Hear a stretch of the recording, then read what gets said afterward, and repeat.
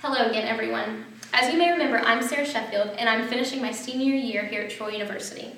Today I'm giving my second briefing, which is on my assessment of Remember the Titans. Specifically, I will be discussing the core leadership styles displayed by Coach Boone and Coach Yost, and I will describe the styles that I would choose to emulate in a leadership role and why.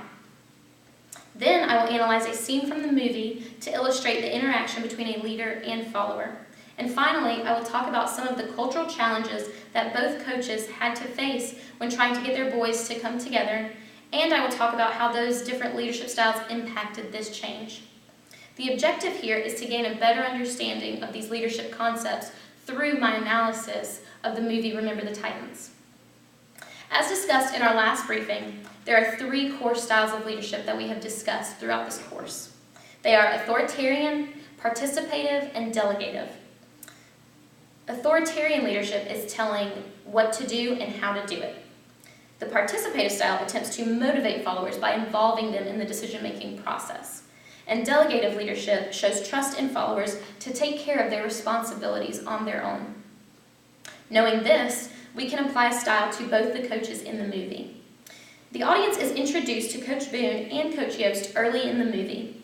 A bit of background is given on both men, which helps to develop a sense of respect for each. It is not until the first team meeting that we get a true sense of their leadership styles. When addressing his team for the first time, Coach Boone is loud and assertive.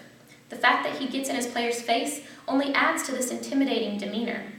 He immediately lets everyone know that he is the boss and will not tolerate dissent when he says, "This is no democracy, this is a dictatorship." His core leadership style emerges again when he is approached by Gary and Ray, who try to tell him how to manage his team. He further enforces his authority by publicly stating that he is in charge and making a fool of the two boys. This direct, no-frills way of leading is indicative of the authoritarian style of leadership. Coach Yost, on the other hand, initially displays a much softer personality. Unlike Boone, he is already an established member of the community and a highly respected football coach. Because of these past relationships, Coach Boone utilizes the participative style of leadership. This is first seen when he allows his players to take part in his decision to stay on as assistant coach. This is also expressed in the concern he shows for his players. He makes it clear that he thinks Coach Boone is pushing the players too hard. He also steps in to provide encouragement when he feels that Coach Boone has been too harsh on the boys. The participative style is also evident in the way he makes coaching suggestions to Coach Boone. His comments come across more as recommendations rather than demands, and in this way he hopes his participative nature will be reciprocated. For a majority of the movie, these different styles are in conflict with each other. However, similar to the situational leadership model, both coaches' style changes with the surrounding circumstances. As the team comes together, Coach Boone hands out more responsibility. For example, he allows Gary to kick Ray off the team for not blocking for his black teammate. He is also more receptive of Coach Yost's coaching ideas. Coach Yost also shows this adaptability when he refuses to let a player into the game due to a bad attitude. Although Coach Boone utilizes an authoritarian leadership style and Coach Yost uses a participative one, both show the ability to adapt their leadership style to a given situation. And that is what I admired most about both coaches, and that's why I would choose to emulate both leadership styles in a leadership role.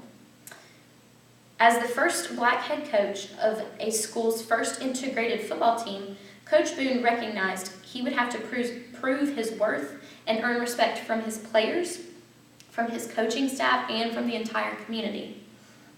His authoritarian approach forced players to get to know one another, led to them encouraging each other on the field, and it inadvertently led to them creating their friendships off of the field. Coach Yost's participative approach also contributed to the success of the Titans. He was always a motivating voice that the boys could turn to, and he understood the importance of considering the opinions of others. Both coaches' leadership style changed to reflect the evolving circumstances.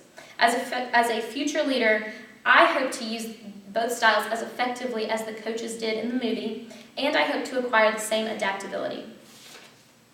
These skills, however, require knowledge about followership. Throughout this course, Robert Kelly's theory has served as a guide in discussions on this topic. This theory identifies 5 types of followers, but today I'm going to focus on the type known as the effective follower. This type of follower assumes an active role in their environment and is enthusiastic about their job. An effective follower is not afraid to take risks and will stand up to others for the benefit of the organization. Although Gary does not start the movie as an effective follower, he evolves to display these characteristics. At the beginning of the integration period, Gary is just as mad and uncomfortable as anybody else in the community. This is clear from his initial hostile behavior. Gary gets into a fight with Julius when they have to be roommates at camp, and they are later seen in a heated argument. Because these two are constantly at odds with one another, Gary seems like he would not be a good representation of an effective follower. However, at one of the training sessions, Gary calls out a white teammate for not blocking for the black quarterback. This one act precipitates a positive change in the relationship between the black players and the white players.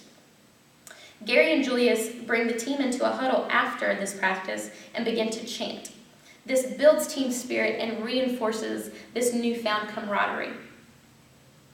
Though the team has progressed since they left for camp, the community was still plagued by racism. Even in this environment, though, Gary continued to be an effective follower and to stand up for what he knew was right. The type of follower Gary grew to become was directly influenced by Coach Boone's authoritarian leadership style. Coach Boone saw that these boys would have to be forced in the right direction. That's when he made them sit together on the bus and why he made them learn about each other. Gary is finally forced to listen to Julius. As a result of this, Gary steps up as team captain and begins to hold all players, black and white, accountable for their mistakes on the field.